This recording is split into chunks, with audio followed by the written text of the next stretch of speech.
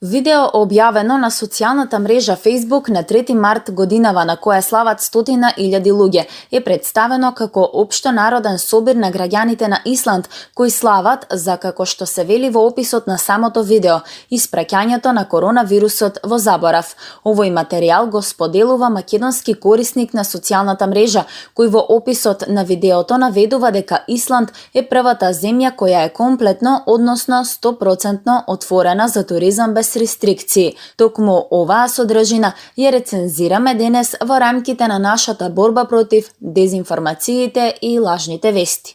Милиони на едно место, се вели во објавата, која се однесува на Исланд, земја која меѓу другото нема ниту 1 милион жители. Видеото притоа има над 700 допаѓања и над 100 коментари, а во најголем дел од нив луѓето го поздравуваат наводното случување за кое деталите се објаснети во описот.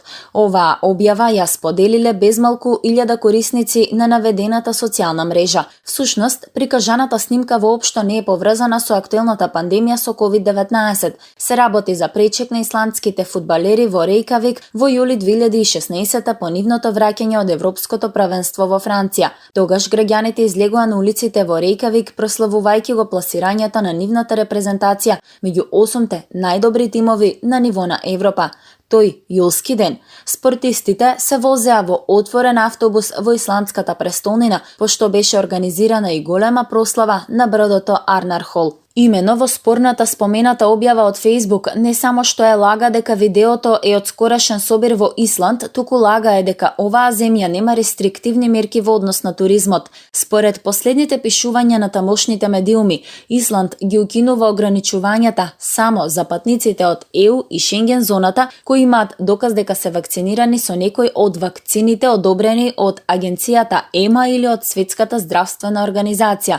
Доказите што ќе треба да се прикажат во вид на сертификати ќе може да бидат во хартиена или во електронска форма, а граничната контрола ќе прави евалуација на сертификатот во однос на неговата валидност во консултација со работници од здравствениот сектор по потреба.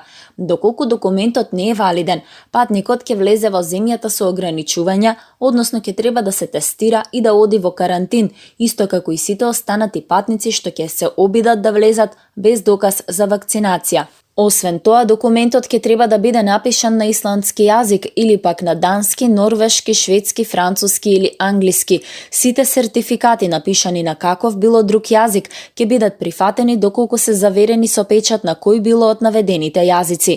Сите патници, вклучително и вакцинираните со прифатливите вакцини одобрени од ЕМА или од СЗО, ќе треба да се регистрираат на covid.is пред да пристигнат во земјата.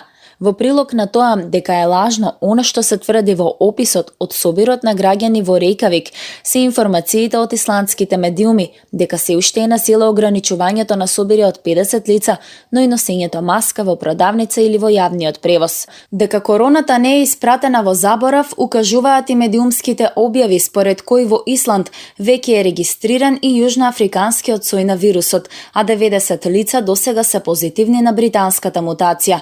Со цел поефикасно справување со вирусот, во Исланд продолжува вакцинацијата која почна на 29 декември лани. Следниот месец пак таму треба да пристигнат 34.000 дози од вакцината на Pfizer. Лажните информации изнесени во објавата на Facebook, која има над 950 споделувања, беа препознаени од дел од корисниците. Тие објавија линкови од видеото од 2016 година. Ваквите укажувања за други корисници сепак беа занемарени, па тие ја поздравуваат, како што велат, храброста на луѓето кои што ја слават својата победа.